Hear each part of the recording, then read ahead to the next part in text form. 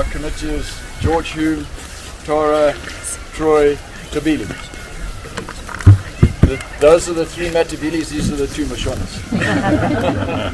They better looking than you. So we're outnumbered. They better looking. And a lot younger, so they got all the work.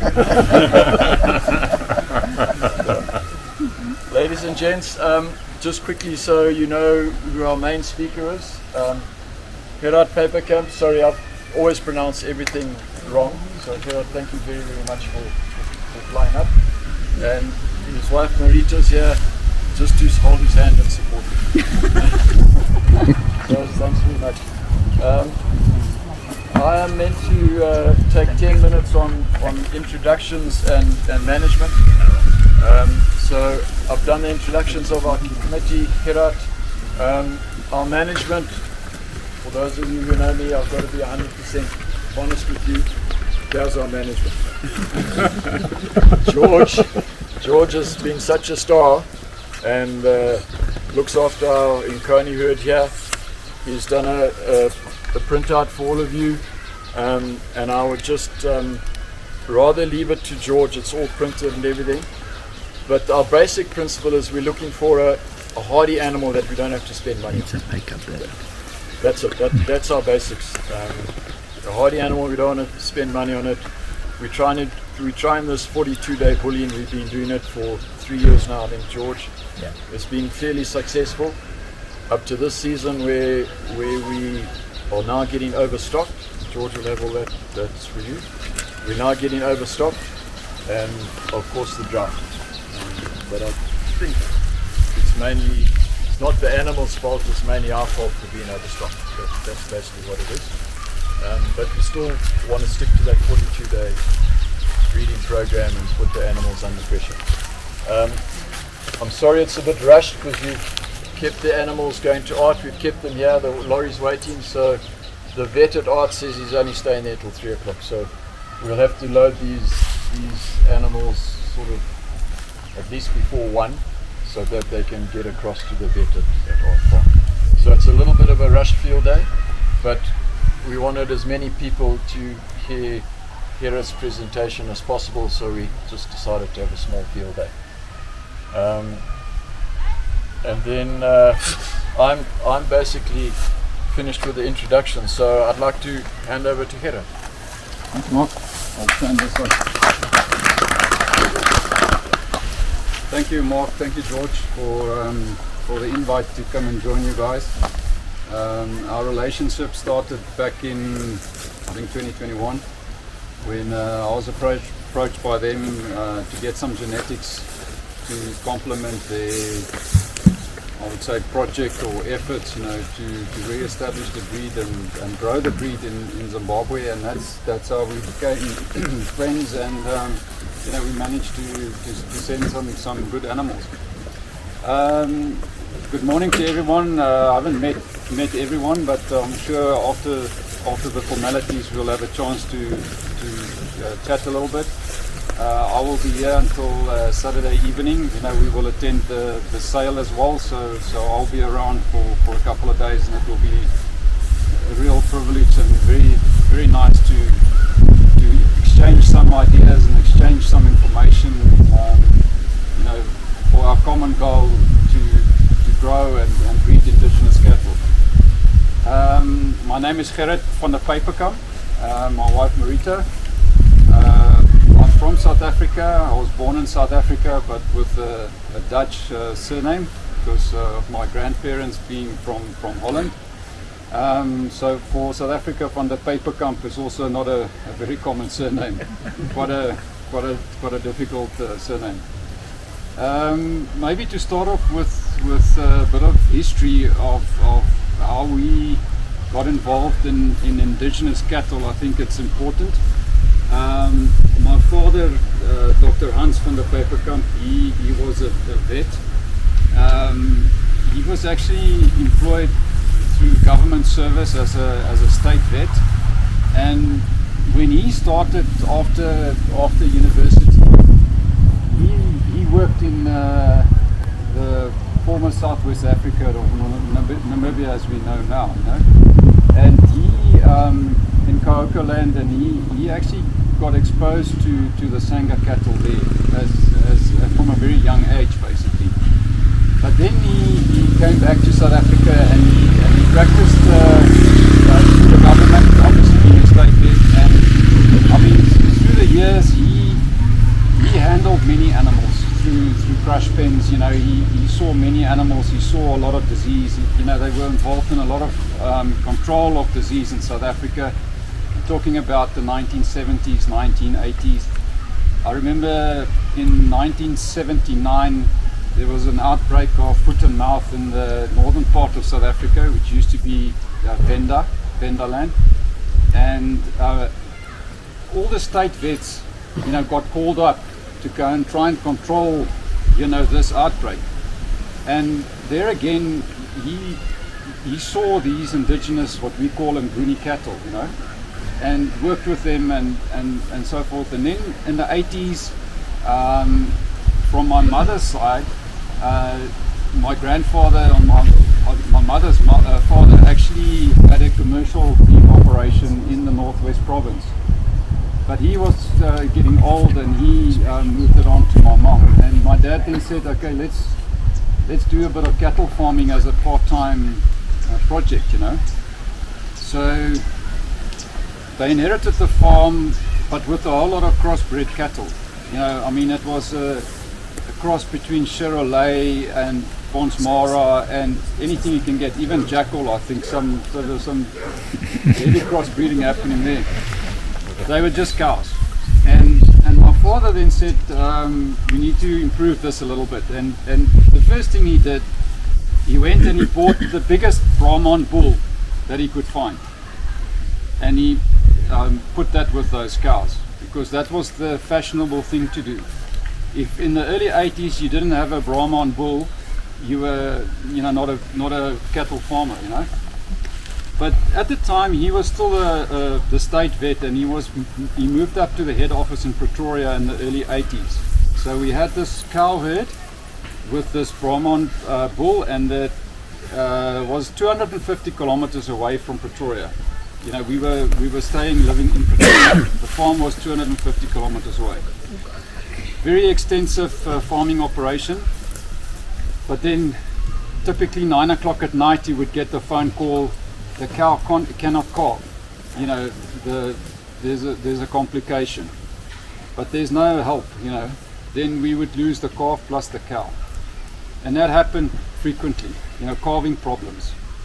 Then we started losing cattle because of tick-borne disease, you know, because being crossed heavily on the mother line with European breeds, you know, we battled with controlling tick diseases, you know.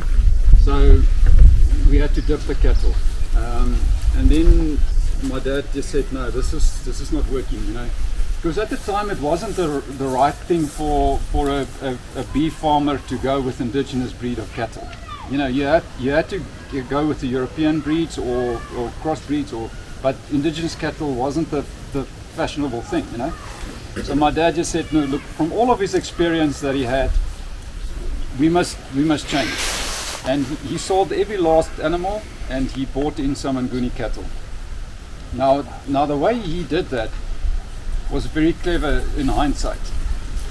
In the 70s, 80s, the South African government, through the Department of Agriculture, had already started selecting indigenous cattle and put them in research stations, and they were starting to do trials on the animals, you know, comparing the indigenous genetics, you know, with European or imported sort of genetics. And those years you could go to those research stations, and the guys would have a sale. You know, they would say, we've done our work on this group of cows, so we are now willing to sell them. And those animals actually came with some background data. You know, they were doing trials, for instance, like counting the ticks on the animals and saying, this specific cow line has got a higher resistance to ticks. You know, they don't carry that many ticks. And obviously they measured other very key performance numbers like fertility, all those sort of things. They measured those things. So then my dad said, this is what he wants to do. He wants to try and start with those genetics because it's not reinventing a wheel. There's already been some work done on it. So he used to go and buy what they called an elite cow. They would label them and say these animals are standout animals, they are elite animals. And then he would buy those ones, you know, for next to nothing because the cow is already old. And he would then try and get 1 or 2 calves out of that animal, and that's how the herd started. He used those animals as a mother line basically. Then we bought some bulls in from other breeders. Some of the bulls came out of very good Nkone herds from Swaziland, and that's how we started growing the herd. Now, from the early days, my father was obsessed with fertility. You know, the animals must be fertile because we didn't do anything in terms of supplementary feeding. They were on a lick as a supplement, but it was an extremely basic and extensive farming operation.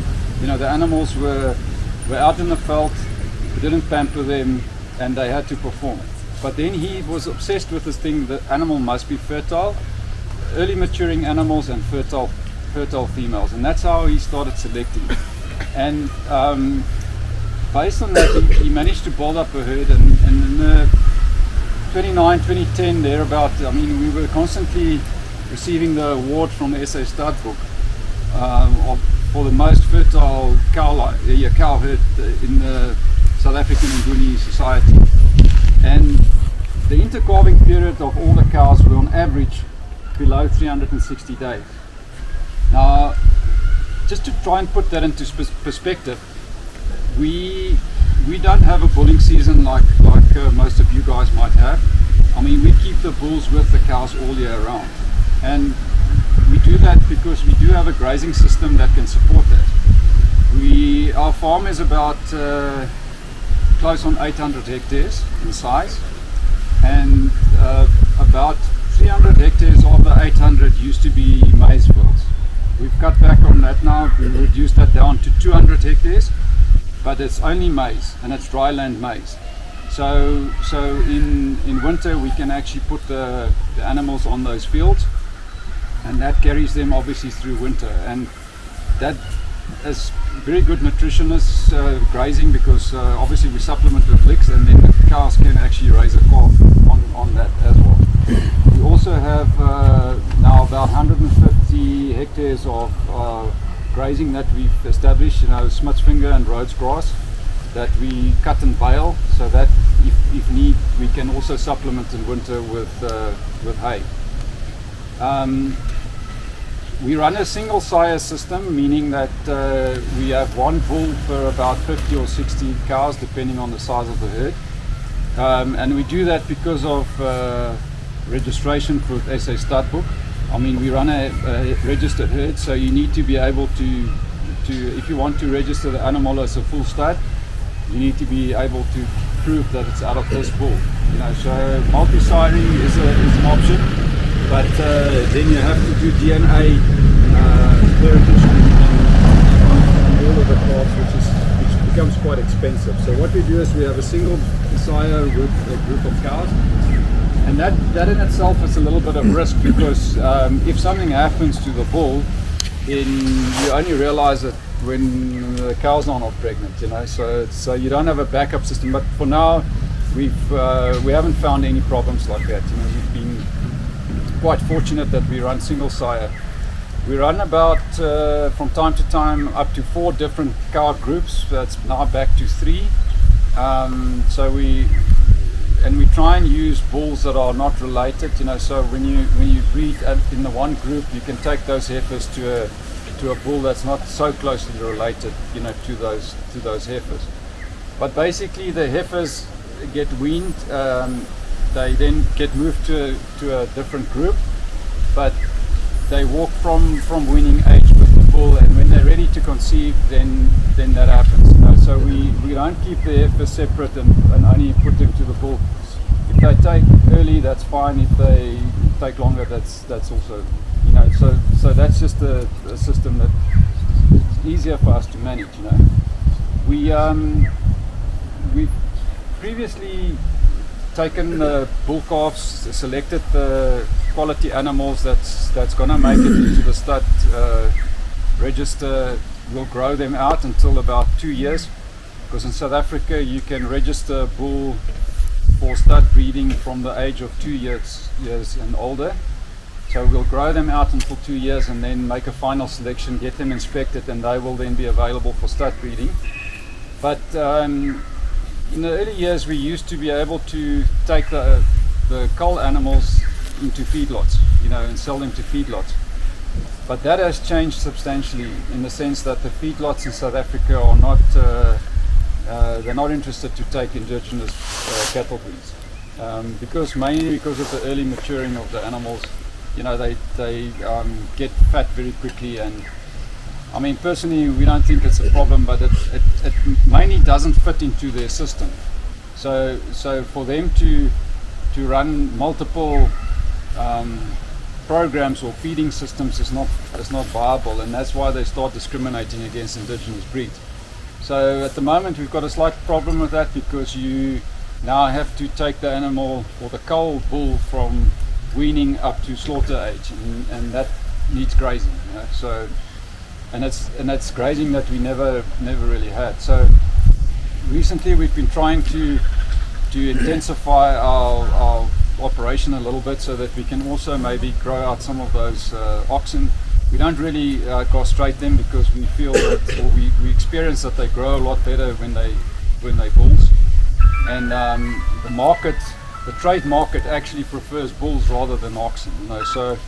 So if you have the grazing, we prefer to grow those animals out on the field and on the veld. It works wonderfully with Nkone, and then put them into the trade market. So at the moment, on the 800 hectares with some dryland maize and planted grazing, we peaked at a herd size of just over 500 earlier this year. And I mean, when I say 500, I'm talking about breeding cows of about 250 plus. Then you've got calves at foot, and then you've got yearlings, followers, and then I've also got a whole lot of bulls that's in this grow out phase.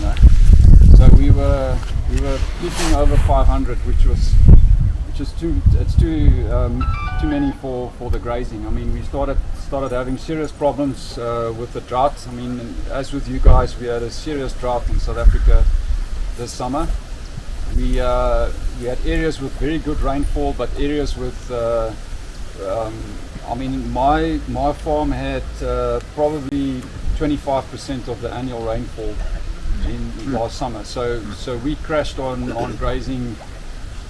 I said to many people, I can't really complain about my grazing because I've got nothing. So we then had to start cutting back on animals, and from January until now, I mean, I've taken off nearly 150 animals, just to try and prepare for winter. But that's in a nutshell our system. Fertility is the most important thing. We've got cow lines coming back, going back to the very old starting days. I mean, I don't know if you guys saw the video that I sent out, but I mean, we've got cows hitting the 20-year mark now. Some cows die at 23 years of age, and I mean, this cow, she's on the front page of a book that my dad actually wrote. I mean, at the moment she's 20 years old, and she produced 17 calves. She skipped this last. She was due to calve again in February this year with her 18th calf, but I didn't put her with a bull. But had I left her with the bull, she would have had her 18th calf now, and she's 20 years of age. Another cow, I mean, another two cows that we had, they reached 23 years of age. But normally they fall out of the system because their bones get brittle. You get hip, they break their hips or something when the bull try and cover them. So for us, it's not a challenge to try and see how old we can breed with them. It's just they happen to stay in the system because they're fertile and they produce. If they give you a calf every year and they can raise that calf You know, you save so much time in not having to replace them with the young heifer. You know, but you need to be careful, because when you push it too far, then there's a problem. You know, but basically what I'm saying is that the Nguni cow, once she gets going, I mean, she can support your farming system for many years. You know, they grow old and they keep going. You know. Now, you know, having sent animals here is a great privilege for us. I mean, we really want to make sure that some of the genetics that we've now been investing in for more than 30 years, you know, gets out there, and someone else can also benefit from that. Because I mean, cattle breeding and breeding bloodlines, it takes a long time. You know, that's not a thing that happens overnight. You know, and I mean, it's generations basically, almost. You know, so we're very happy and proud that we could have sent some genetics to complement what you guys are busy with here in Zimbabwe, and I'm sure in future we will work together, you know, and be able to share some more genetics. Now, just to, I don't know how I'm doing on time, as I'm still alright. Just from my experience, I want to just give a couple of tips for new breeders. You know, a small word of advice. The first thing that you need to do is, if you want to be involved with indigenous breeds, one needs to recognize that the gene pool is very wide, and there's a lot of pitfalls, you know, in that whole process, because a lot of the cattle appears to be indigenous, but they're pretty much crossbred cattle. So that's very dangerous, you know. And if you're not experienced or not familiar with the breed, you can very easily get fooled by buying animals that are not really the right thing. And the first thing, that word of advice that I would like to give you is, spend time, make the effort, do your homework. You know, come to events like this and talk to breeders. You know, visit guys that's been breeding the animals and that's got experience with the animals, because you can learn so much from someone that's got the experience, and save so much time. You know, rather than to follow advice or some other ideas and then realize I've started off incorrectly. We've seen this movie many times, where young up and coming breeders are impatient. You know, they get very passionate, and they start buying in animals, as many as they can get, as fast as they can get. And many occasions we see that the guys end up selling all of those animals again and start from fresh again, because now they realized this was the wrong thing, this is the right thing. So the first point is very important. At 10 days like this, visit the farmers, you know, move around, go and do your homework, look at the animals, research where are the animals coming from. You know, it's extremely important. That's the first thing. The second thing is, buy the best that you can afford.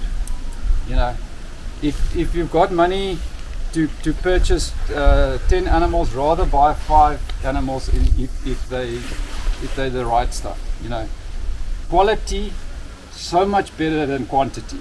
You know, quality is the first thing that you need to do. Say to yourself, I'm only gonna buy this because that's the best I can get. The best you can get is the easiest way to start, and it saves you the most money and time in future.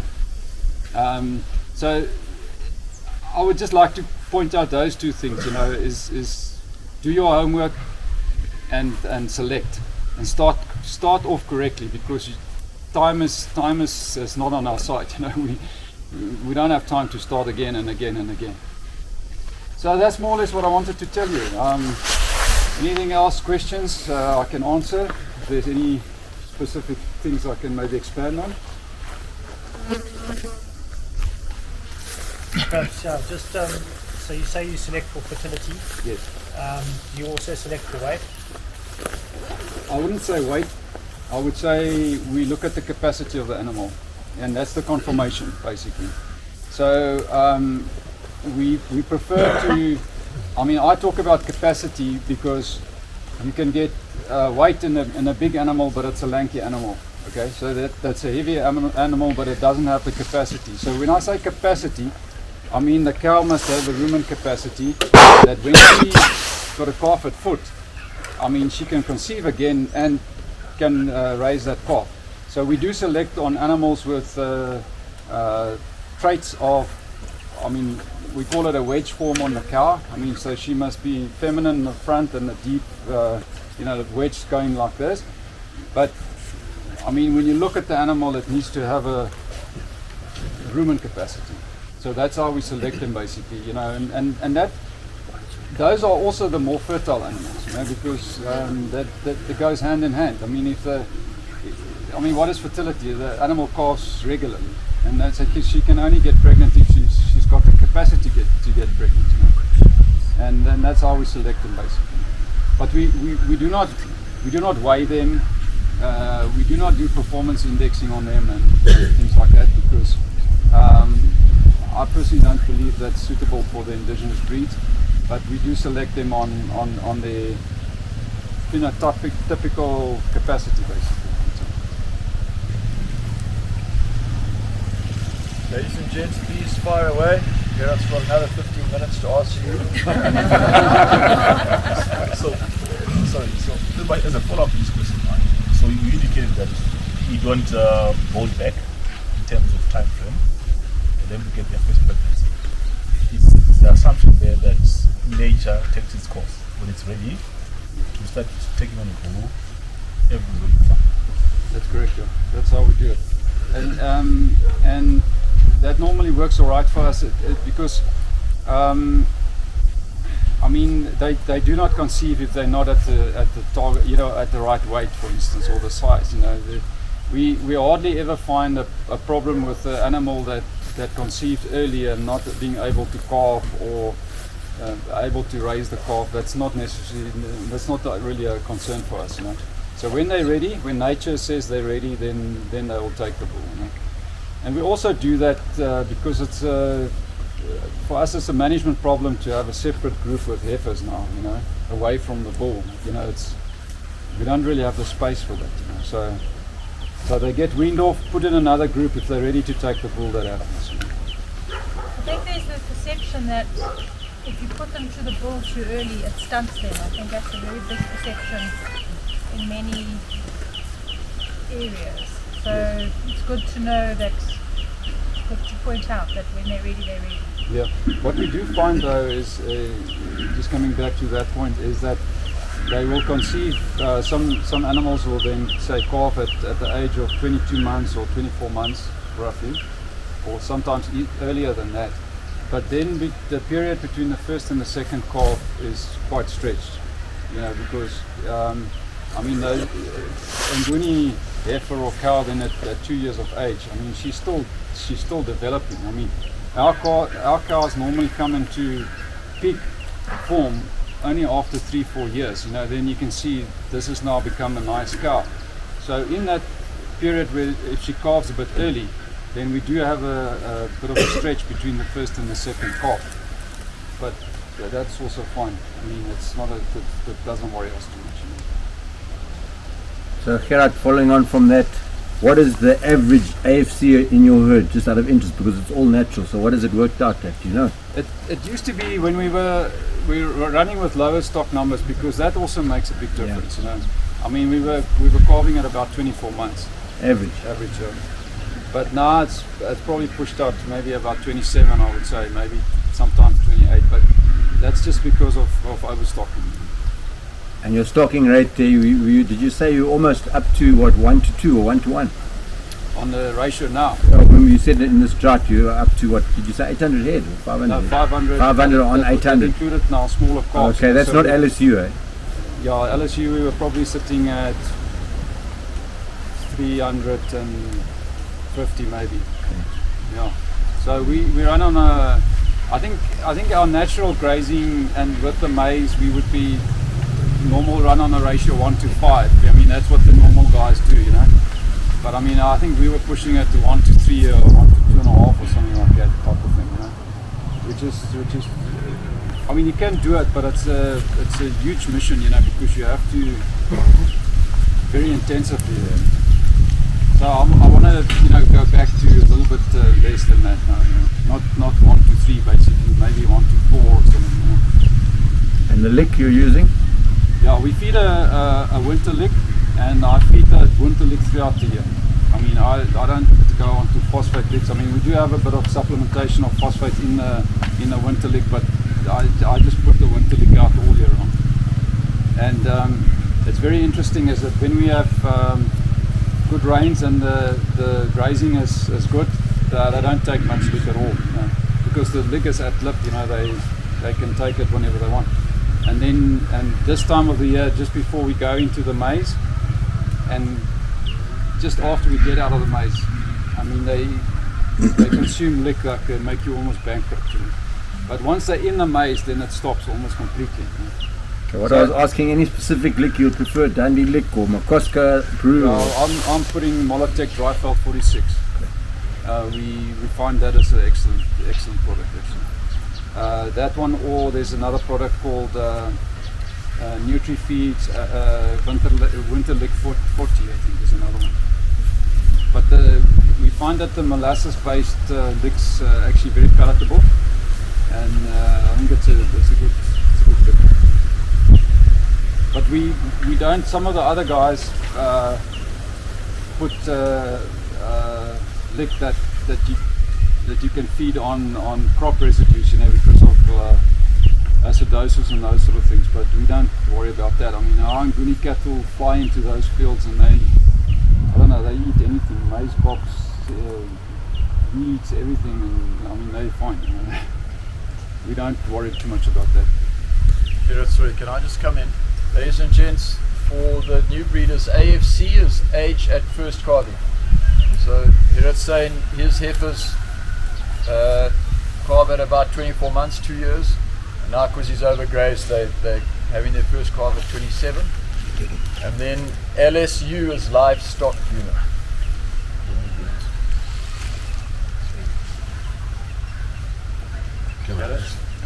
Can I just ask you, you were talking about culling on your capacity. What other criteria do you use in culling? Because I see because they're staying out all the time and whatever else. Obviously, like I said, the first thing is fertility. You know, so if that animal doesn't perform like on the average, you know, she gets taken out. At what age? Well, you'll only see that after the second or third calf. You know, mainly we give them a chance at least until the third calf, because like I say, you mustn't discriminate if you calve at a young age and the next calf has got an interval of 420 days. You can't say that's above my average of 360, I must take her out, because she needs to get a chance to like get into the thing. But if she does that again on the third calf, then I mean there's no excuse. You know, she can't stretch on the second and in the third calf. So then we would normally take them out, and then obviously if they've got faults, you know, like that will throw them out on inspection. You know, because I do have quite a few what I call commercial animals. Those are animals that do not conform to the breed standard in the sense that they will not be passed as breeding animals. But to be honest with you, I mean those breed standards are set out for a certain purpose. I mean, I'll use one example for instance. I mean, I've got a cow line, an exceptional cow line. So her one calf, heifer calf, was born, and she walks with her head like this. I don't know, I think during birth or something she had an injury or something. But now it appears, if you look at her, that she's got a skew head. Now the inspectors would say the animal has got a skew head, it's a disqualification. So I don't tend to argue with them because there's a lot of stories with that. So if they throw an animal out like that, I'm very happy to keep breeding with it as what I call a commercial animal. I wouldn't cull it. And there are some other smaller things that I would also say. I mean, we spoke a little bit about pigment yesterday with George. I mean, pigment is also it's a disqualification for us if it's got pigment in 3 places. Like for instance around the vulva or on the teats or on the nose, 3 places, then it gets disqualified. But I mean, I just find that some of the inspectors are getting pedantic about stuff like that. You must look at the package of the animal and say, is that really a reason to cull it? So there are certain animals. I'm not saying I've got cattle with pigment, but I'm just using examples that we would keep an animal like that as a non-registered animal, commercial animal. Because the commercial cattle breeder that wants a good female line from me, I mean, he's not really interested if the thing is 100%, like, he looks at the traits that will work for him, So we hardly cull animals that just fall outside the, some of the breed criteria. I mean, but fertility is there's no compromise there.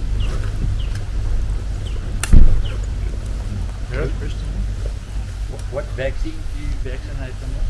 We do multi-class for Clostridium and Varithrax for botulism and anthrax, and that gets we do that once a year. And like I say, we don't dip the animals. When we had those crossbred cattle, we had to dip them, I think, on a two-weekly basis. We don't have a very high tick infestation. We are high veld. We don't have. We've got some thorn trees, but not many. We're not bush veld. It's plains, grass plains. But those European breeds, we still had to dip them because we do have red water quite harsh. I think there is hot water, but not serious. But the Nkone we don't dip at all. I mean, we managed to get. In fact, that's not quite true, because in the last 2 years we started getting the brown ear tick. We never used to have that. So I've started a program where we do the dipping of the ears on a need basis, because that those ticks actually mess up the ears on the cattle. I mean, actually they make the cattle sick. So we do a bit of dipping for the brown tick ear, which we never had in our area. I think it came in with cattle, or I don't know why it's all of a sudden. Also, the climate changed a lot, because we used to be very cold in winter on the high veld there by us, and now the last 4 or 5 years, I mean, we've hardly had winter. It's been very, very hot. But what I can also add there, when we were talking about the vaccination, my uncle farms next door to me, and he's an Angus man, and I mean, there's some funny stories, but I mean, he always criticized our indigenous cattle, saying that these things, I mean, why do you farm with those? And then the one day my dad's bull jumped the fence and he covered some of those black Angus cows. Now that is something that you cannot hide, eh? When that happens in a herd of black and red cows, there's one that does not look like that, And he bred 5 heifers. I mean, 5 cows got covered in a very short space of time. And he bred, and they were all 5 came out as heifer calves, So now we've been watching this scenario, thinking, what's he going to do now? Is he going to kill us now, or what? Because he's got this very negative perception of the indigenous cattle. And then we see, but these 5 animals stay on the farm, and they now mature animals, and they have calves. And then about 6 years ago, I mean, he passed away, my uncle, and then he had he had 4 kids, and they all now had to split the cattle. And it it was the most incredible fight amongst the children. Who's going to get those five crossbred animals, you know? But it just showed him, you know, what nice animal it turns out to be a cross animal. But what I wanted to say is, with these Angus cattle, I mean, his losses right now, they're still farming Angus there. It's enormous, you know, with Redwater. January, February, we had excessive high temperatures. You must have had it here as well. I mean, we were running 38, 39 degrees during the day. And I mean, that's 5-6 degrees more than what we normally have. And you observe those Angus cows, they're lying under this in the shade. They cannot actually graze out during the day in that temperature, you know. Now with the drought, you know, the grass is not even, their grass still looks good. I mean, it's not even, I mean, mine looks like a putting green, you know, that's short grass. I mean, they still have grass like that. The animals are starting to lose condition. They are just not the same as indigenous breeds, you know. And harsh times, the animals fall apart. High temperatures, they don't graze out, you know. So you can actually, I can clearly see the difference. But still, you know, it's the perception that that's a big animal, lots of meat. You know, yeah, that's just a comparison I wanted to share, you know, between us and the very next door neighbor. This is more of an observation, but prior to Zimbabwe getting a license to supply 9,000 tons of beef to the EU, the indigenous breeds were fairly popular, and then they brought in some regulations that the carcass weight had to be X amount, between like 240 and 280 kgs only, milk to 4 tooth maximum. And so the indigenous breeds found it hard to meet that low man. And I was on the committee which was agent for JS Holland Auctioneers, and we used to always have big weaner sales, and the indigenous breeds got hammered hard at these weaner sales because they wouldn't qualify, their carcasses wouldn't qualify for low man. But it wasn't a reflection on the quality of the beef or anything. And as a butcher, once we lost the farm, for 20 years I've observed like the Boran and the indigenous breeds have a very nice quality of meat, and they, as you say, they have a nice distribution of fat and they fatten quickly, but the eye muscle, when you get onto the European table, they measure the eye muscle and they don't have the size of eye muscle due to the frame. So that's where the indigenous breeds really tumbled here in this country, was once we got Lome. Prior to Lome, and people were just, beef was beef, and you weren't worried. It was the tenderness that you and the taste. Then the other thing is at Makaholi Research Station, they had a trial where they were measuring beef per hectare, or beef per acre in those days. And the Shona, the Petuli and the Nkone came out the top 3 breeds. They beat the Charolais, the Simmental, the whole lot, the Hereford, the Angus, whatever you want, Sussex, for the very reason that of their fertility, because they always in the high 90s, in the 90s, and yes, they might only have a 150, 160 weaner, but also the size of the cow is 350 kgs, where these other European breeds were 500 kgs. So you could carry more cows per your livestock unit, and therefore there would be bigger numbers. And they measured the kgs of beef per hectare produced, and the 3 indigenous breeds came out the 3 top in that Makaholi trial. And that's what made the indigenous breeds popular. But when that Lome came, it then killed that. But now there's no reason not to go with indigenous breeds because of all the traits that you've mentioned, tick resistance, hardiness, and that sort of thing. No, that's a very good observation, and you're quite right. I mean, there's a lot of talk about kilograms per hectare, you know. But, you know, I mean, there's a saying, don't bring a knife to a gunfight, okay?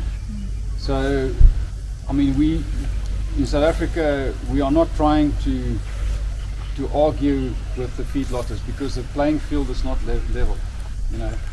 You can't say, I mean, this is the minimum carcass weight that the guys want, but it's all animals that come out of the feedlot. Because, I mean, South Africa is dominated by the feedlots. You know, take those rules away and say to those guys, let's raise that beef on the veld. I mean, they can't compete. They carry the knife in the gunfight because you cannot actually run those feedlots or animals for the feedlots and round them off on the veld. It just doesn't work. I mean, they don't have the ability. I mean, we saw that there by us about a year or during the COVID period, you know. There was some hiccups in the feedlotting business, and I also had foot and mouth in some of the feedlots, and then all of a sudden feedlotters stopped buying calves. So those guys with their Angus and cross European breeds, they sat with these calves. Now they can't sell them as a weaner. Now they try and grow them to slaughter weight off the veld. I mean, the things die like flies. They've got so many high losses because it's not an animal for that, you know. So if you're in an environment where, yes, those things are extremely important, you know, the minimum carcass weight, and that's also what I'm trying to advocate here. If you breed indigenous cattle, proper indigenous cattle, you know, because you also get indigenous cattle that look like mosquitoes, you know, and unfortunately, South Africa is riddled with those animals too. In our stud system, we still have animals like that, and those are the animals that you know, picks up a huge penalty and breaks us down right to the ground because that animal cannot perform even on the veld, you know. And that's why I come back to what I was saying is, guys, if you start with the breed, get the right stuff, you know, get the best stuff and build on that, you know. Don't compromise. Never compromise, because then you end up in this situation where you sit with animals that's got no market, you know, and you make it difficult for everyone else because they run around with the idea these are inferior animals, you know. I mean, if you've got a good Nguni cow producing a good Nguni calf, there's absolutely no reason that you should worry about carcass weights and things like that. They should be able to meet those things, you know. Especially if you can round these things off on the veld. If you've got the market for that, if you've got the space for that, they cannot compete. But what you're saying is absolutely correct. We had the same thing in South Africa. We still have it in South Africa. Penalty for indigenous breeds when you take them to sales, abattoirs, you know. Penalty for yellow fat beef. That's another thing that we battle with in South Africa. Grass-fed animals with yellow fat gets penalized. The consumer wants the fat with the white fat. It's a feedlot animal, full of hormones, full of growth stimulants, but it looks like fresh meat, it looks nice. Yellow meat, not good. Unfortunately, that's what we're facing, you know? But things will change, you know? Things will change. The feedlotters, they've got a hard time coming to them, I think, you know? Ladies and gents, we're still going to get Gerrit at the end. I just want to make sure when we're out there looking at the cattle that he doesn't burn his head. Thank you very much, Gerrit. Thank you. And we can grab him at the end and talk as much and ask questions. Time up. Mark is very subtle. You better get some more water so you're ready for the next one. Okay, I'll stop talking. Eh? Thank you very much. Ladies and gentlemen, I think that's very informative about our indigenous breeds and why we should be breeding with indigenous breeds. One, you get more dollars per hectare, okay, more dollars per hectare, resistant, fertile, hardy, easy to look after. That's why we're promoting the Zimbabwe indigenous breeds. Ladies and gents, I'd like to introduce you to Dr. Oswin Choga. I'm sure a lot of you have met Oswin from Fivet. Oswin and I were deciding what to talk on, and Oswin quite rightly said everyone's heard enough of January disease and East Coast fever. So we picked the topic of just generally looking after your herd during these winter months and the drought. So, Osman, I'd like you to thank you and thank Fivet and take the stadium.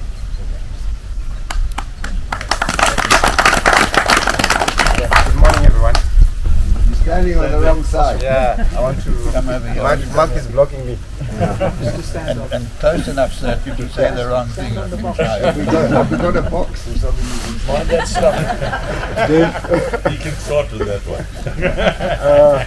All right, Mark, thank you so much for this opportunity. Would like to thank you all for attending this event. So maybe as a start, I'll just start by introducing Fivet. I'm fully aware that most of you know that Fivet is an animal health company, but also involved in nutrition. In terms of our range, we've got quite a number of products. We're doing, from an animal health point of view, we've got DIPs, dewormers, antibiotics, and also vaccines. But as a company, our focus is not just in terms of treatment, but rather more in terms of prevention of diseases. Then I know that for most of the farmers, they identify Fivet as animal health, but our nutrition department has also came up both from a ruminant point of view and also from a poultry point of view as well. We're also involved even from a pig production point of view. So today, our focus is going to be in terms of looking at what we need to do in winter management. So as we all know, in winter there are quite a number of, it's characterized by a number of things. The temperatures have come down. Then in terms of the quality of pastures, it has also come down. Then in terms of parasites that are responsible for spreading diseases, and most diseases currently, the prevalence will actually be much lower. And I know for most of us as farmers, there's a reluctance in terms of animal health management, but it presents a very crucial opportunity for us to be able to prevent the spread of diseases. So I'll start specifically by looking at the parasite control. So in terms of parasites, I'm sure we all know that from internal parasites we've got worms. Then on external parasites we've got flies and ticks. I'll try to zoom in terms of ticks. So currently, just as a background, in terms of the life cycle of ticks and how they behave, we've got 4 types of ticks that are problematic in terms of spreading of diseases. We've got the brown ear tick, which is responsible for spreading goat sickness, but also the notorious filariasis, which we're not going to focus on today. Then we also have bond ticks, and bond ticks are responsible for spreading hot water. We don't find them everywhere in the country. There are certain parts where you will find closer to the north, but we have also seen that in the Marsh Central area and Marsh East, there are quite a number of bond ticks. Then there are also the blue ticks, and in terms of blue ticks, I know that that's one of the key issues, particularly for the guys that are doing pedigree breeding, but some guys that are also doing commercial beef production. And this has been because of the misuse or abuse of ticks or chemicals in crops. So when you look at the months in winter, the major challenge in winter are actually the nymphal, the larval stages of ticks. We're looking at the brown ear ticks and also the bond ticks. Then your blue ticks, you basically be finding all the stages during that period.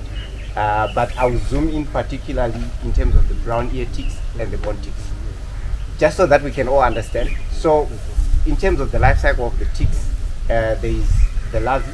So the larvae, those are your baby ticks. Then there are nymphs, which is sort of the middle stage.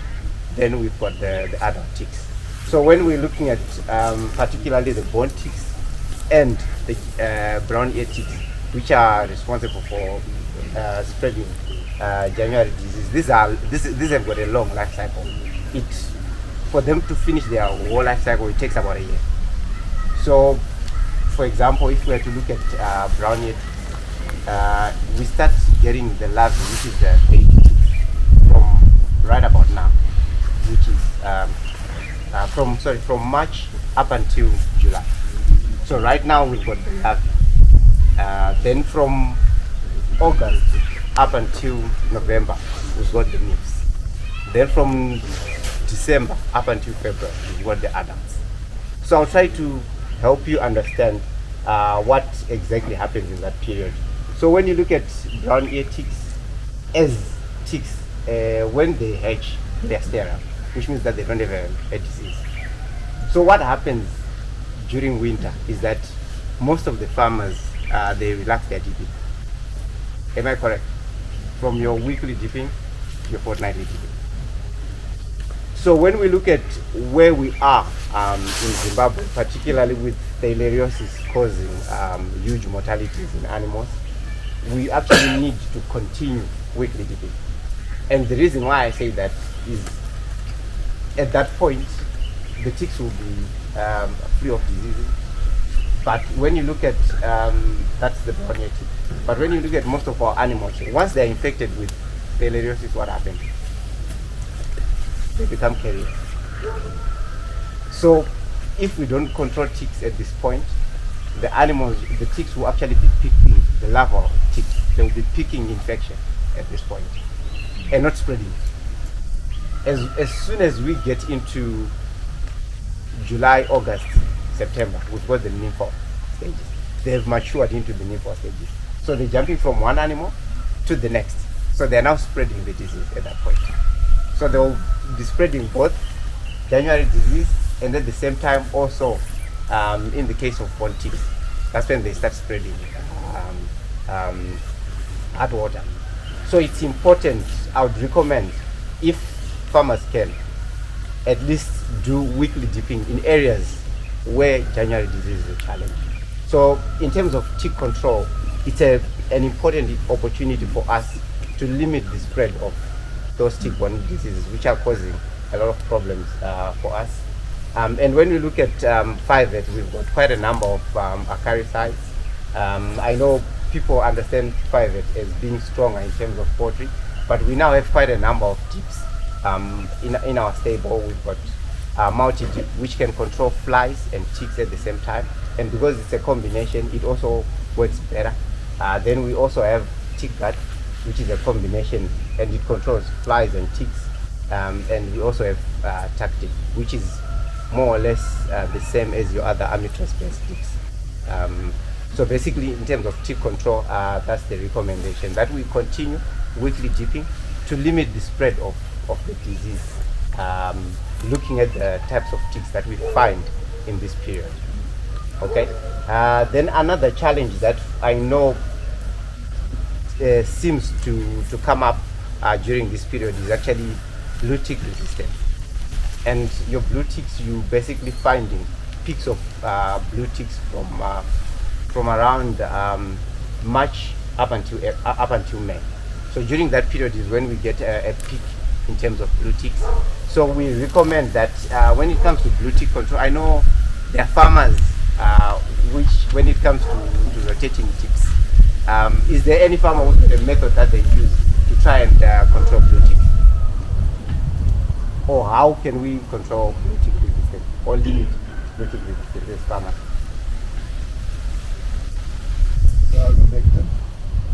Yeah, ivermectin, but when we're looking at just to try and make sure that our ticks they continue working over a more prolonged period. Switch. How often?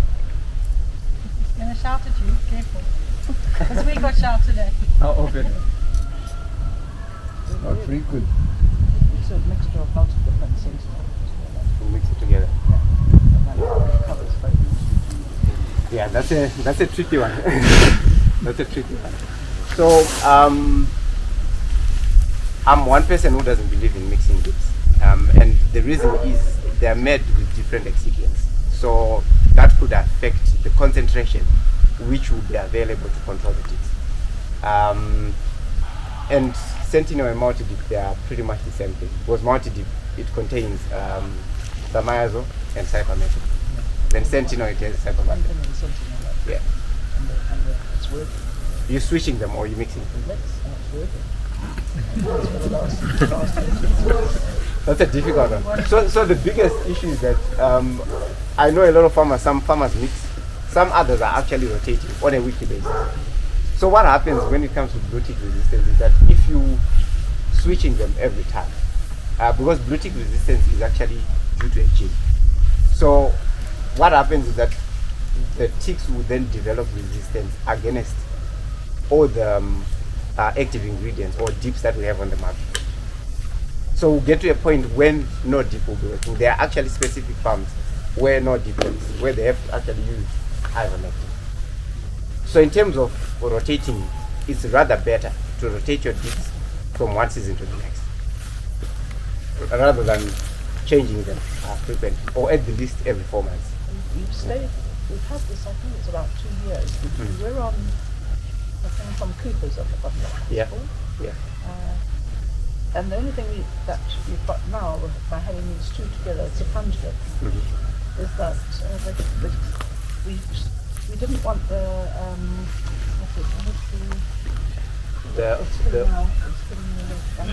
purple label. beetles. Purple label. Purple label dips, like the ones that. We didn't want to have a purple label. Okay. And it actually has worked that we now have dung beetles and frogs back again. And it's worked on the ticks as well. Yeah. And we haven't had to increase the strength of our dip. But I don't know. I see your point, but it's working on a plunge dip on our place. Yeah. I'll try using one, or maybe do a trial where you're using knapsack sprayer, then you see the result. Yeah. Instead of doing it in a plant. You can use the two, but you got to put them each as the full strength for that dip and the full strength for that. Yeah. Otherwise, if you're doing half strength and half strength to make a full strength, you're breeding resistance. No, we are doing the full strength. Yeah. All right. No, I think. So I think that's it basically in terms of your tick control. Then another crucial area would be worm control. So in winter months, you get to see that one of the major challenges would be your liver fluke, because you know that the grass is turned brown at this point, and most areas where you'll be finding green grass, it will actually be waterlogged areas, and in those waterlogged areas, that's where we find liver fluke, a lot of liver fluke there, or like dry dams, there's a lot of liver fluke there. So it's also crucial at this point, like early winter to late dry season, not necessarily winter, to control liver fluke. So we would recommend deworming of animals at those points, and we also find that your roundworms will also be a challenge, and tapeworms for the younger stock, because tapeworms are not a challenge for animals that will be more than a year bent apart. Generally, there's a built-in resistance that comes as the animals grow older. So that's one other thing that will be very important. And during winter is a time that farmers should take an opportunity to prevent most of the diseases, and that's through vaccinations. And the core vaccines that we're actually vaccinating against is contagious abortion, and usually you can vaccinate for contagious abortion from 4 to 10 months. We've come across quite a few cases where animals have tested positive to CA.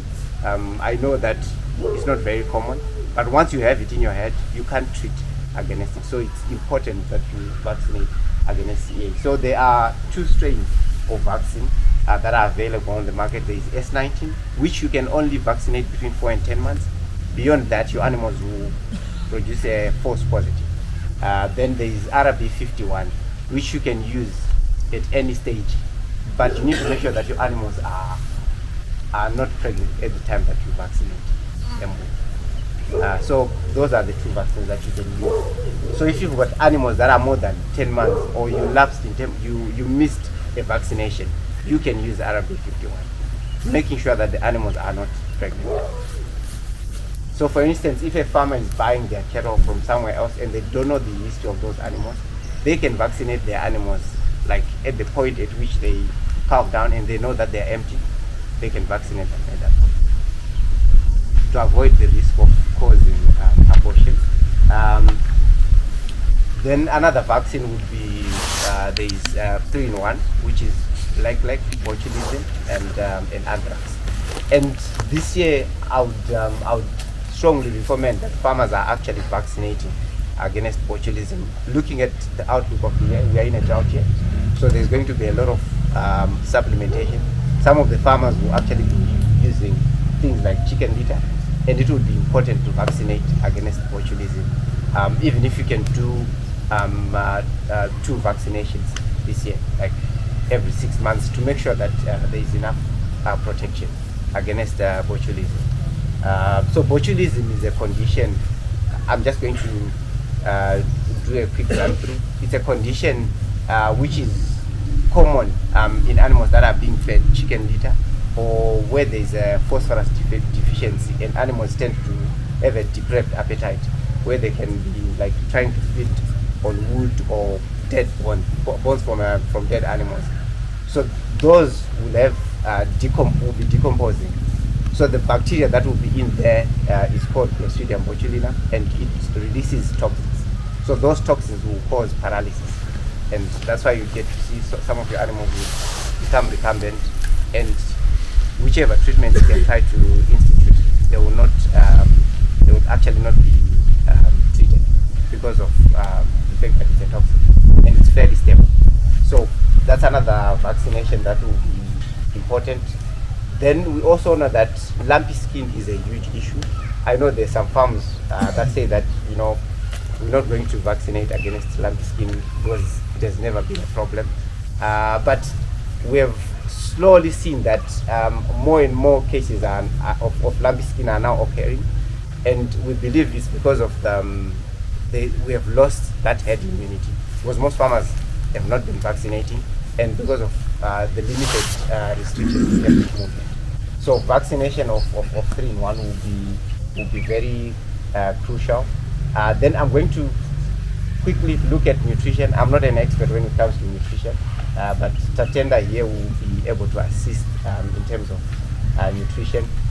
So in the winter months, the pasture quality comes down, and that would mean that the protein levels, there will be a protein deficiency in terms of those pastures.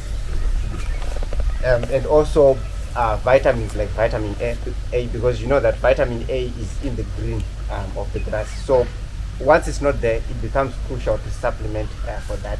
And it can either be supplemented as an injectable, which can be done every month because it will be stored in the liver, or it can be through supplementation, oral supplementation, through feed, making sure that it has the vitamin A. Then from a protein point of view, as Fivet, we've got a non-protein supplement, which is more or less the same as the last speaker highlighted. It can be made as a liquid. It's called Napitapi. There's Napitapi 98, which farmers can use by themselves. They can use crushed maize,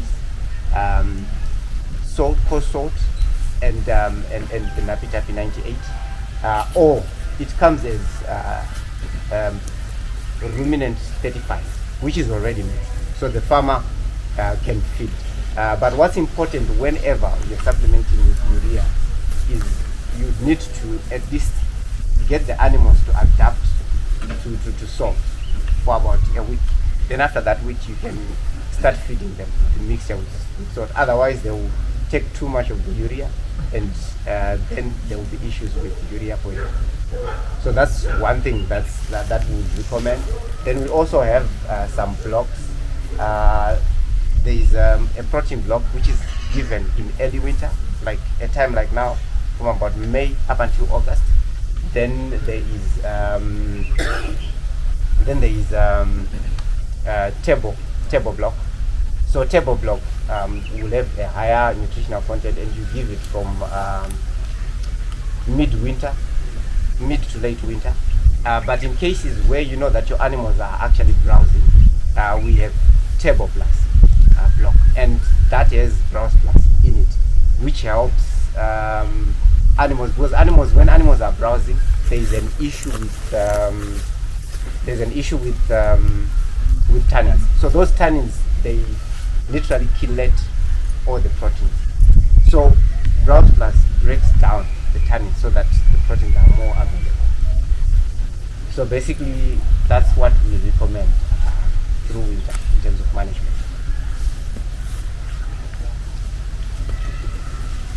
Any questions? Any questions? In general, parasites. Yeah. There are the areas where there are no place. People are watered from a bore. Yeah.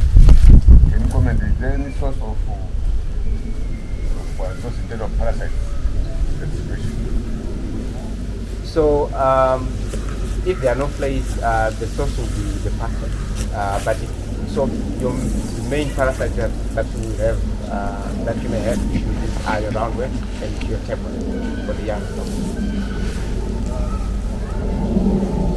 But otherwise, liver may not be an issue unless you've got in the so basically your focus will be control of groundworm. And in that case you'll be able to work with dewormers that only control those. An example would be malversant, or you can use ivermectin, but ivermectin won't be able to control the animal.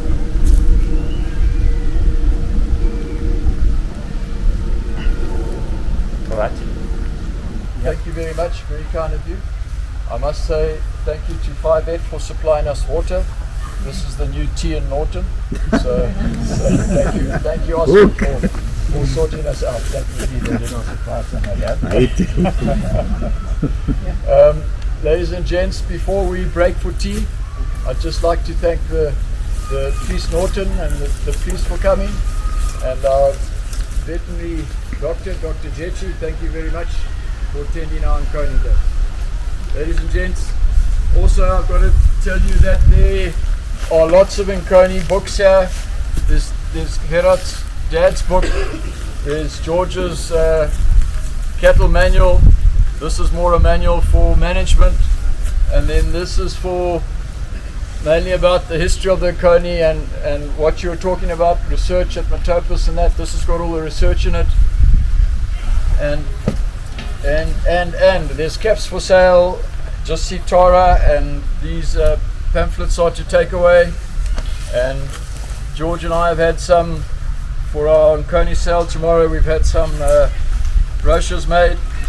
But ladies and gentlemen, I'd really like to thank, on behalf of all of us and the committee, George, you. Thank you very much. George, lifetime achievement and life mentorship. Sorry, you should do this.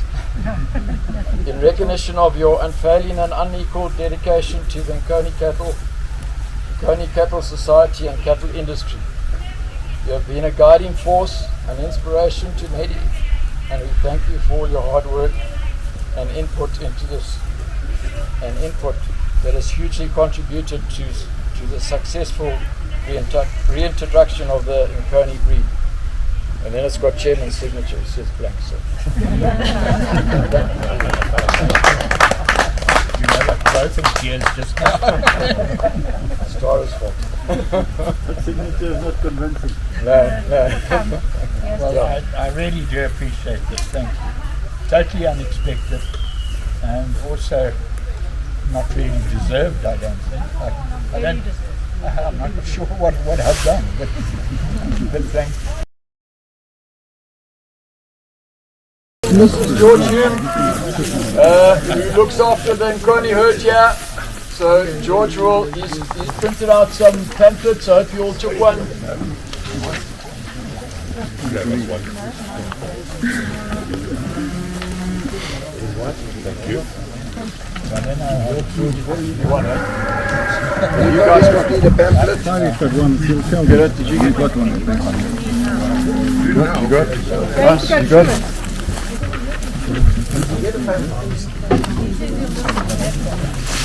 You have to read. Can I grab one at a time? You can pretend then. Thank you. Dora.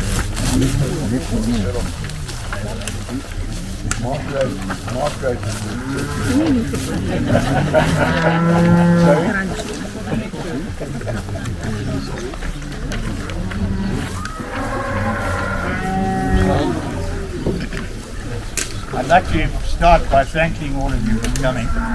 It's quite a thing. I've been wondering how many people would actually pitch up, you know, and how many people would be interested, and this is very gratifying. Thank you very much for taking the interest in our cattle and what we're trying to do here. I think Mark and I are both pretty staunch supporters of Nkone cattle, and we feel that we must be part of the future of the Nkone cattle and help to get these cattle re-established as a breed, and as a breed that means something in this country. And like the other Sanga breeds, the other indigenous Zimbabwe breeds, we feel they have a huge part to play in the future of the cattle industry here in Zimbabwe. They're just ideally suited to the situation here, and particularly as the form that cattle business has taken here, where it's really different to what it was 50 years ago.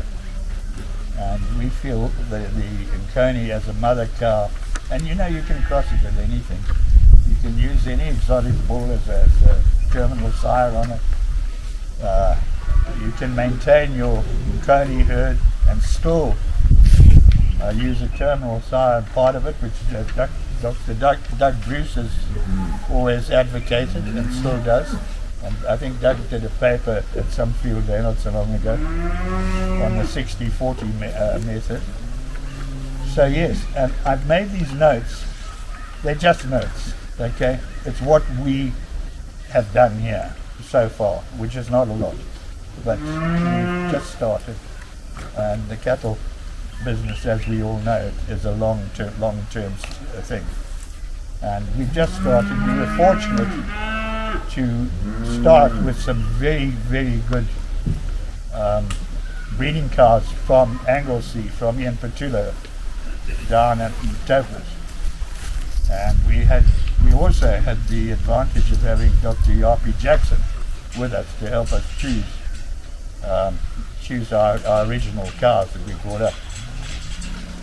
So we've been going along with that, and then we decided that we felt that we needed some new blood somehow. The whole Nkone breed in this country we felt needed, and Mark and I agreed on this. And that's when we got hold of Gerrit, who spoke so well earlier on here, and we bought 2 bulls from him. And I think when you look at them, when you go around and look, you see the impact that those 2 bulls have had on our Nkone cows. I mean, we've got good Nkone cows, but the progeny now are looking really good.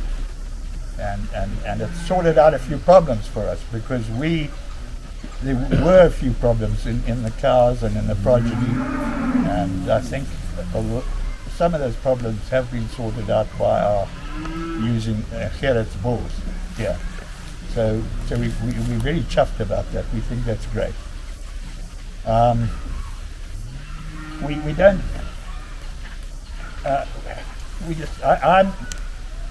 I've never been in pedigree cattle breeding before.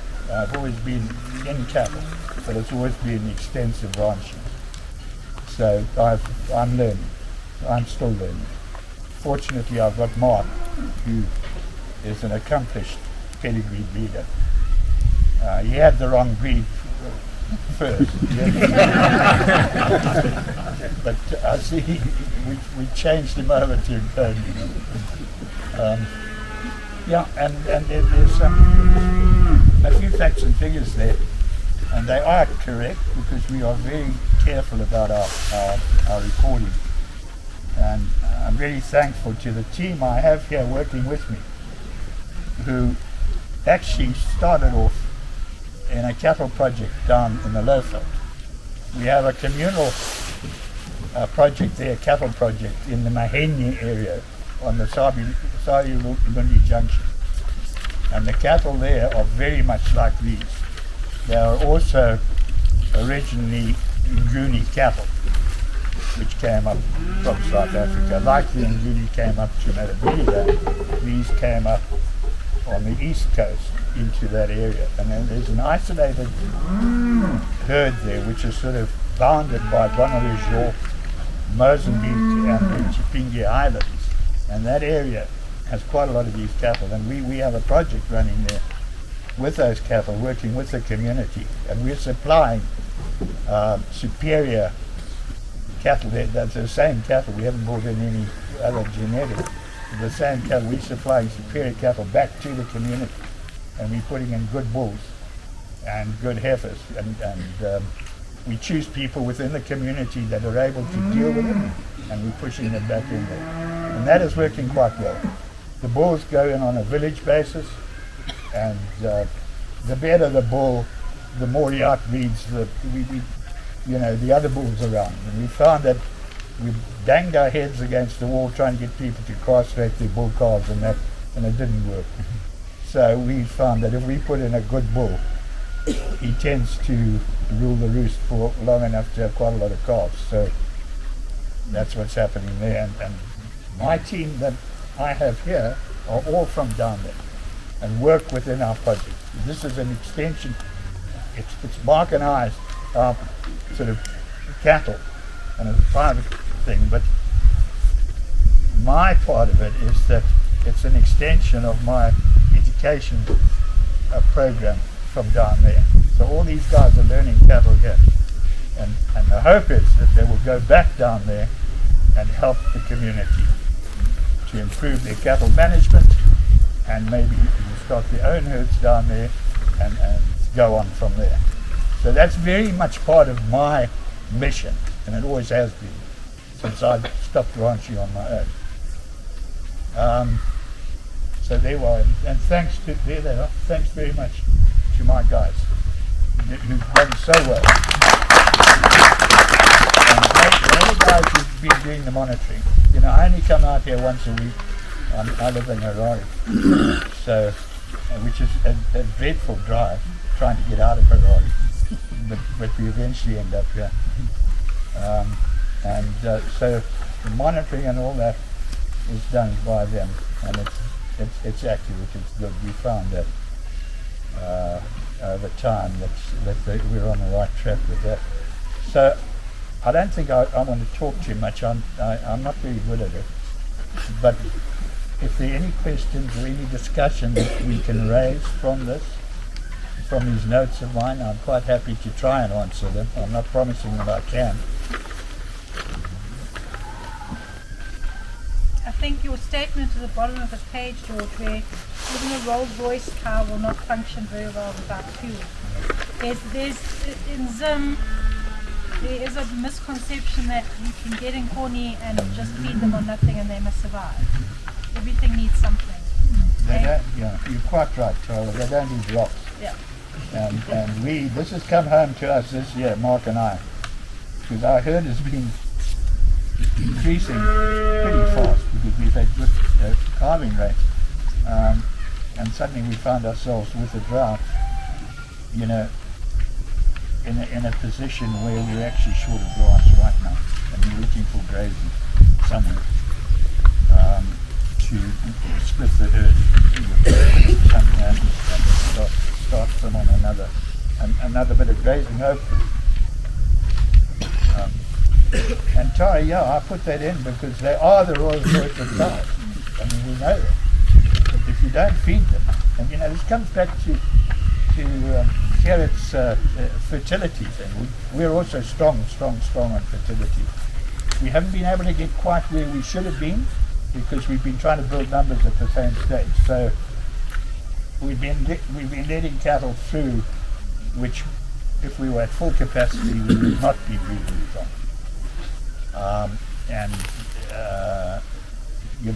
We'd have a more fertile herd, and we'll get there. We're going to have a more fertile herd. But fertility is number one. But you will not get fertility without good nutrition. It doesn't matter what it is. It's just there. And the Nkone, which is a very hardy, adapted animal, like the other indigenous breeds, they're all good. But you've still got to maintain them. You've still got to feed them. You've still got to see that they have adequate nutrition. Maybe you can run more per hectare, we know that. And you have less disease problems, hopefully. But they're cattle, they're ordinary cattle, and they just need to be looked after. Just to keep a condition, because there's a lot of questions. We were at trade fair and people say, but they're indigenous, they're drought resistant. I said, nothing's drought resistant. They're more drought tolerant. And it's easier to keep to maintain the condition of the indigenous breeds than the exotic breeds through the harder months. As long as you can keep that condition to a degree where they will conceive, that's what you need. They don't have to be fat, they don't have to be round, they just need to carry enough in order to cycle. And the Nkone cows, the Nkone cows, the Tuli cows have the ability to be able to do that on lesser than the exotic. We found our condition score here to be really productive. They've got to be on the top side of 2.5, near a 3 condition score, and then we're at that.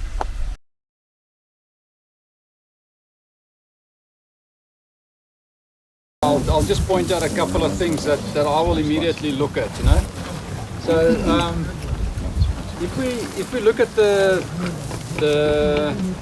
let's call it the height of the animal, we don't want an animal that's very tall on the leg, because that looks like a bigger animal, but it actually is not a bigger animal. The animal just stands very high on the legs.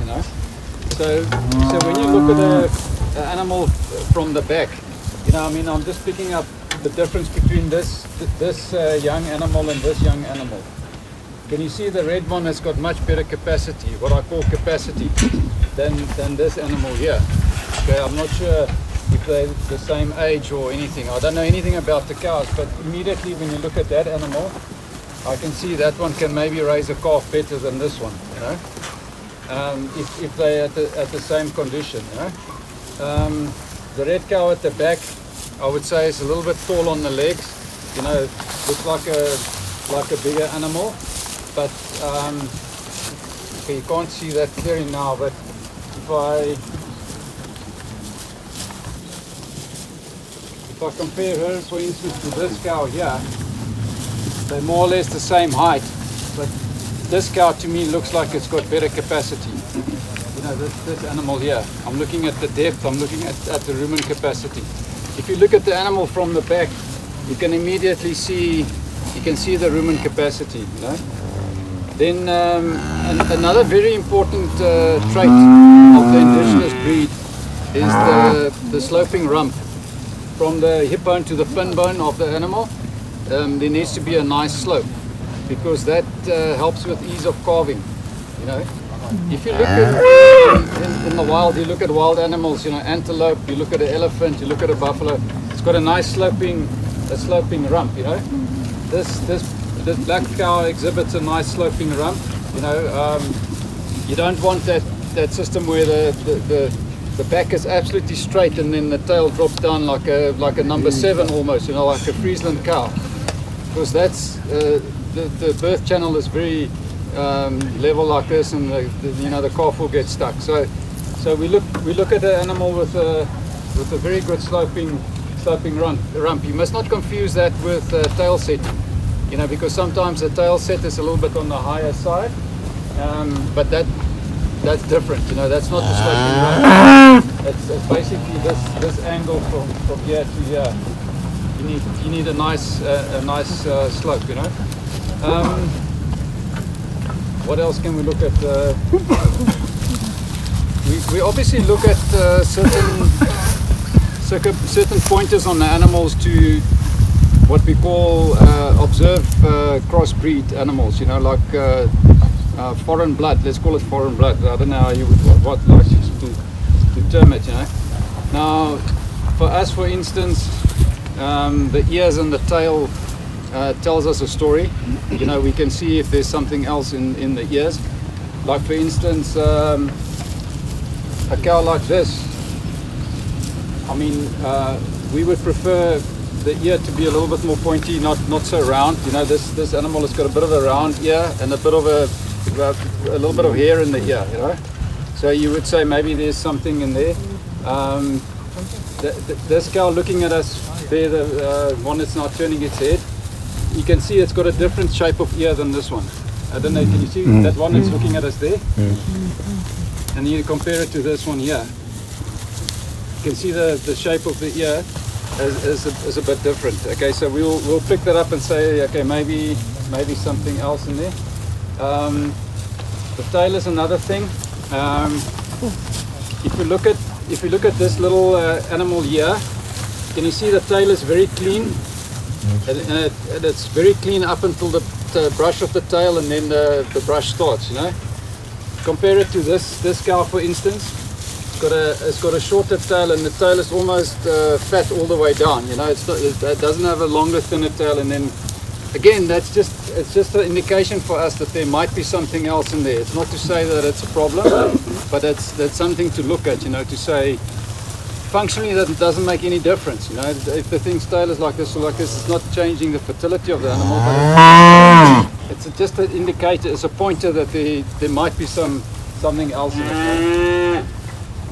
Here, just quickly, there's a Brahman cross here, yeah. The one with the purple tape. That's half Brahman, half Nkone. Okay. Yeah, luckily I didn't say that it's the best pure cow that you put. Yeah.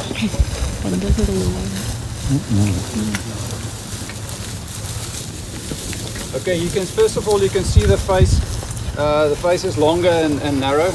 Now that's also very, very dangerous to pick on that, you know, because the different ecotypes. I know the Sanga cattle from Namibia has got a longer, narrow face, you know. Our Nguni cattle has got more of a shorter face and a little bit of a broader face, you know. On this cross Brahman, you can just see straight the longer face, you know, from the Brahman. For a cross, she's got reasonably small ears, I would say, you know, because normally you see the F1 cross with the Brahman, you see the much bigger ears coming through, you know. But just to point out again on that animal, it's got a very nice sloping rump. You see, from pinbone to hip bone, it's a nice slope, you know. So another thing that we pick up is the navel fold on the animals. I mean, if you look at this cow and you look at this cross animal, can you see the navel fold? Yeah. Compare that to that little animal there. Compare it to this cow here. This one has also got a bit of a navel fold.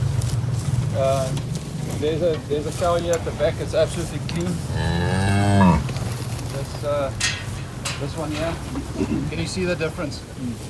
Now, again, it doesn't say that animal has got Brahman in it, but it gives you a flag to say, is there something else on that animal that makes you think, you know?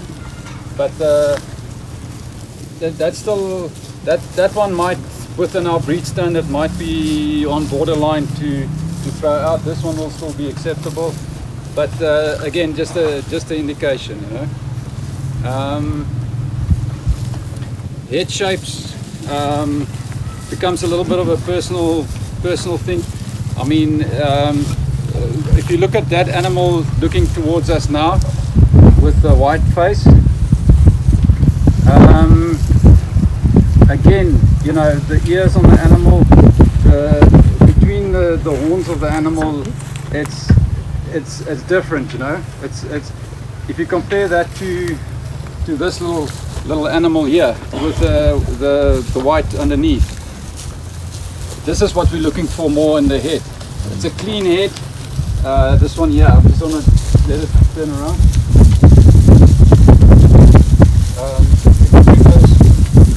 Can we bring that other one with it? Yeah, mark it.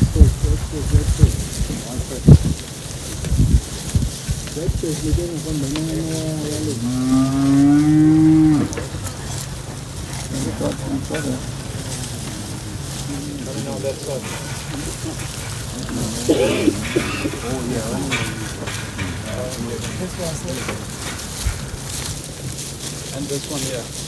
Yeah, this one. I'm going to put the two together there. Oh yeah, I can use this one as well.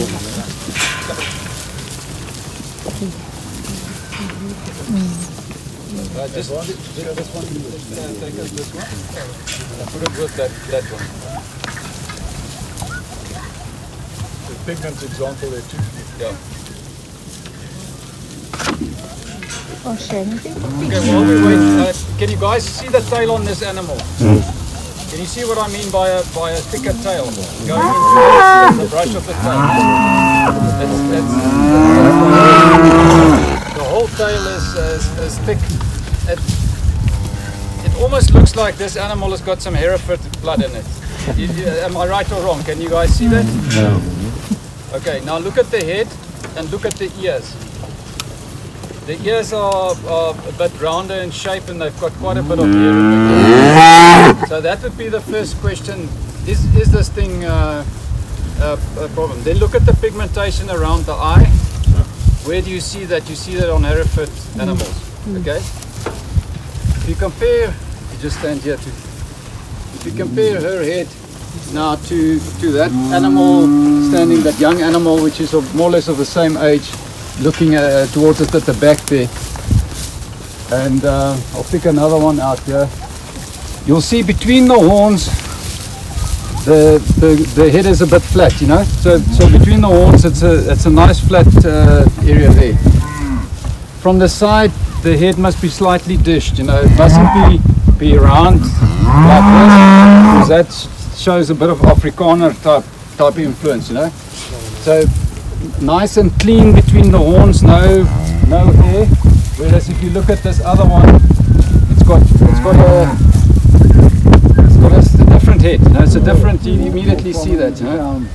So I would have question marks over this animal because of a couple of things: the pigmentation, the shape of the ears, the shape of the head, the brush on the tail. It tells me this animal has got maybe something else in it.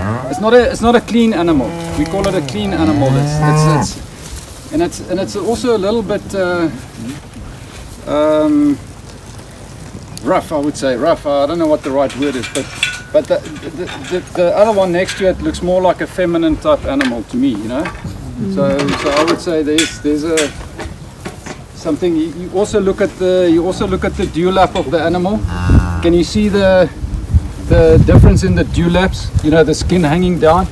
This one is a little bit more coarse, you know, fleshy. The other one is neat, clean, feminine, you know, that's what you want. And all those things, at the end of the day, this cow might just be as fertile as that cow. I'm not saying that there's a problem with fertility. I'm saying you wanting to look at certain pointers to look at influence from maybe other breeds. That's what you need to look at. Doesn't have to say this is a bad animal. I'm saying you're judging them looking at indigenous, you know, traits. I think if you look at both of them, that one should have less ticks on it normally. Yes. This one is going to be more vulnerable against it. Possibly. It's just slightly, you know, especially in the front quarters, you're going to have, there's a coarser hair there. Yes. That's going to be ideal for the ticks. Absolutely. I mean, to me, that animal would be a concern. I mean, capacity. I mean, I can't see that animal being very fertile in terms of raising a good calf repeatedly. Which one? This one here. There's an example of a very straight. Can you see what I meant by looking at the? There's not a nice sloping angle like on this cross animal here. I mean, compare the back of that animal to this one here, for instance. Even this one is better. So that those are calving problem possibly, you know. So you don't want that. The fat localization around the tail is a narrow fin as well, you know. Yes. That's correct, sir. So yeah, that's a very good example of a very high tail setting with a very straight. What would you say about this?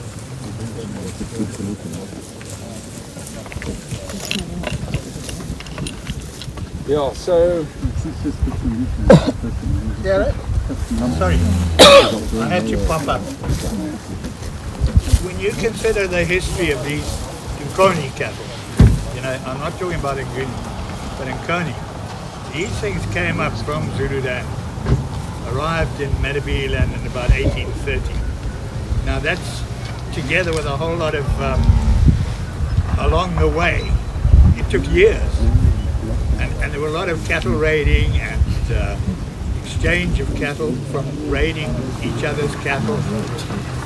There were all sorts of different breeds, I'm sure, coming in here. So I think, I don't know how long one has to go before you can eliminate every one of those. I mean, it must have been at one stage a terrible jumble of you know. They used to call them Medebeeland cattle. And then, you know, later they started selecting for it.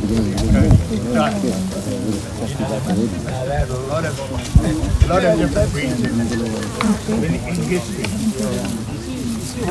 What you want to get to is that when you walk into a kraal like that, you want to almost see uniformity.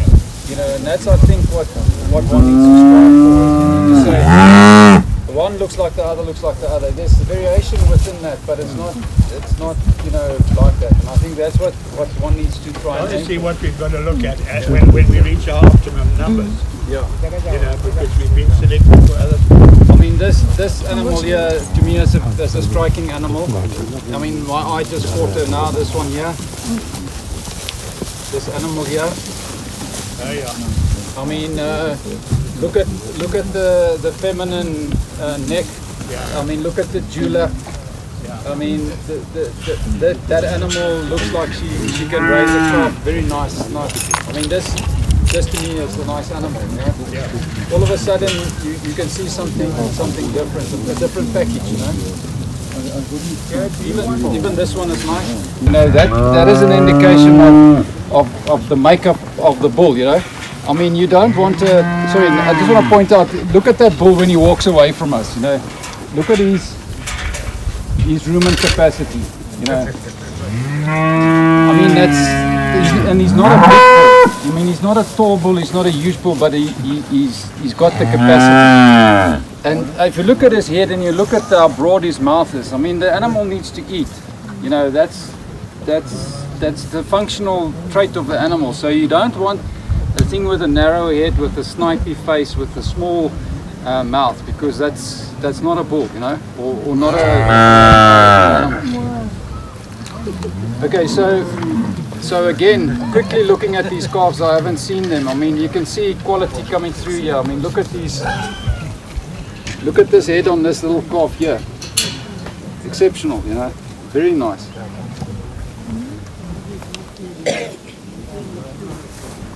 Where's George? George, I think there's 1 or 2 out of season. 1, 2, and then the rest are all within that 42-day bulling period.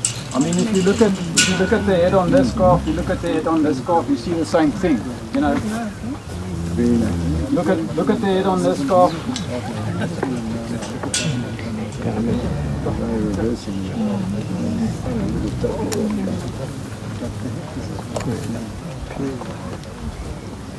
Gerrit, from what I see here, I think these two guys will have to take you to Monopools for a week at their own expense. And they'll definitely have to pay in on the pool's price. Yeah, they're very nice actually, I must say, exceptional. You know. You see this calf would worry me a little bit if you look again at the ears. Can you guys see the ears that I was talking about? But I mean, you look at the heads on these animals. I mean, look at that head there, look at that head there. You can see the same picture, you know, and that's what you want. You know, you want that uniformity coming through.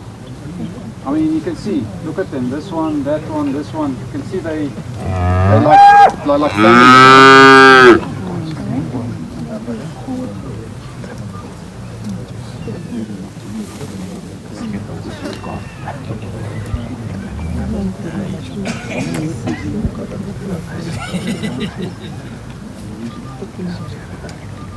Yeah, no, very nice actually. I mean, this is also an exceptional calf here. Look at this calf here.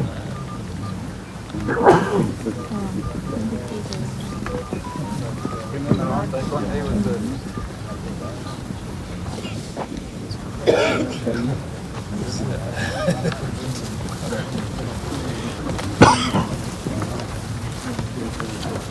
I mean, this is a very nice little calf, this heifer calf coming here, this one with a bit of yellow in the neck. I mean, there she's lifting her head like this.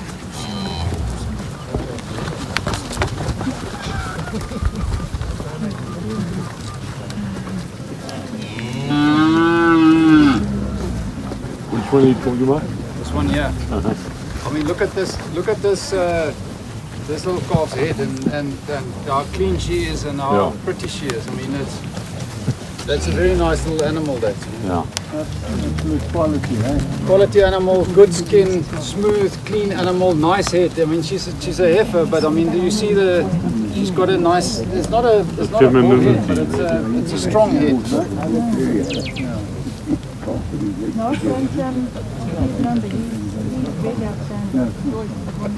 This one might be a little bit growing up to be a lanky, tall little animal. This one, you know, you can see she's a bit higher on the leg.